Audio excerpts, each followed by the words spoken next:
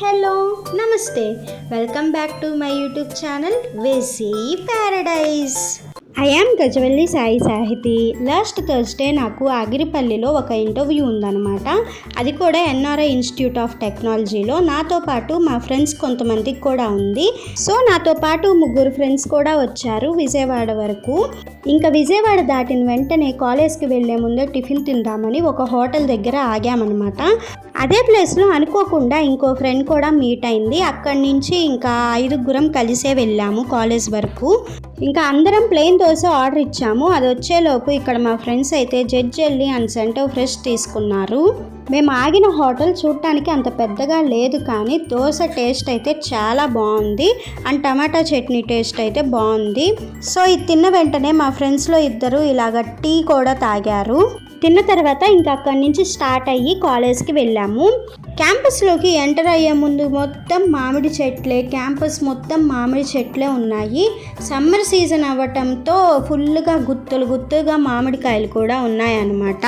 ఇంకా కాలేజ్కి వెళ్ళిన తర్వాత ఇంకో ఫ్రెండ్ కూడా మీట్ అయింది. అక్కడి నుంచి 6 ఉన్నాము. సో మేము ఇంటర్వ్యూ కోసం ఆల్మోస్ట్ 12:15 వరకు వెయిట్ చేసాము. ఇంకా టైం పట్టిద్దని తెలిసి ఒకసారి క్యాంటీన్ వైపు వెళ్ళి చూద్దామని వచ్చి చూస్తే చాలా కౌంటర్స్ ఉన్నాయి. లైక్ ఒక్కొక్క టైప్ ఆఫ్ ఫుడ్ని ఒక్కొక్క కౌంటర్లో పెట్టారనమాట. అలా పెట్టడం చాలా ఆర్గనైజింగ్గా అనిపించింది అండ్ క్లమ్జీగా లేకుండా స్టూడెంట్స్కి కూడా చాలా ఈజీగా ఉంటుంది అనిపించింది.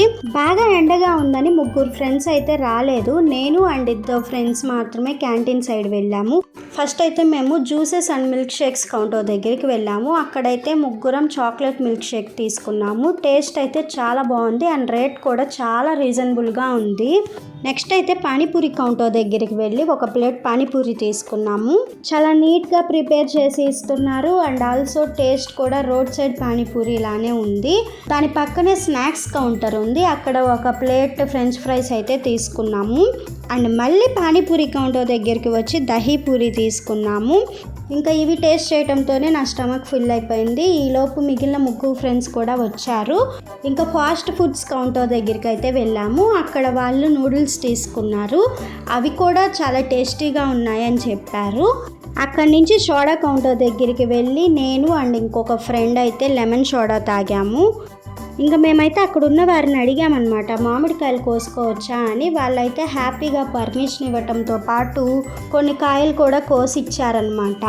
చాలా హ్యాపీగా అనిపించింది. అండ్ ఈవినింగ్ అరౌండ్ 5కి నాది అండ్ ఇంకొక 4 ఫ్రెండ్స్ ఇంటర్వ్యూ అయితే కంప్లీట్ అయిపోయింది. ఒక ఫ్రెండ్ ఇంటర్వ్యూ అయితే ప్రాసెస్లో ఉందన్నమాట.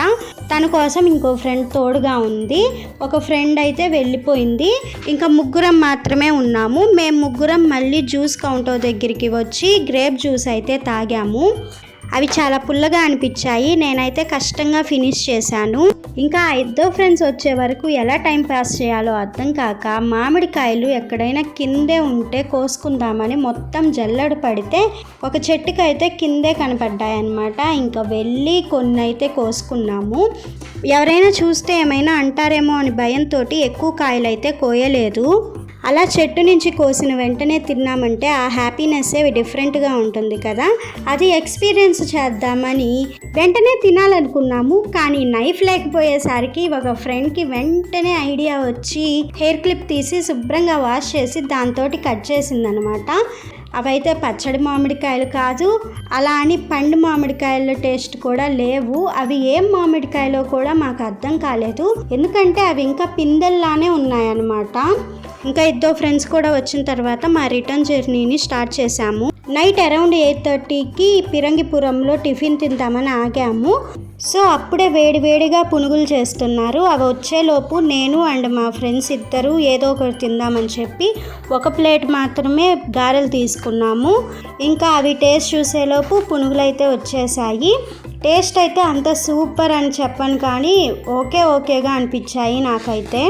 అండ్ ఒక ఫ్రెండ్కి అయితే అసలు ఏం తినాలనిపించక తినలేదనమాట. తను ఏదైనా తాగుతా అనింది. ఇంకా తన పేరు చెప్పుకొని అందరం బాదం పాలు తాగాము. నాకైతే అస్సలు నచ్చలేదు. ఇక్కడ నేను వీడియో తీసేలోపు 2 తాగేశారు కూడా.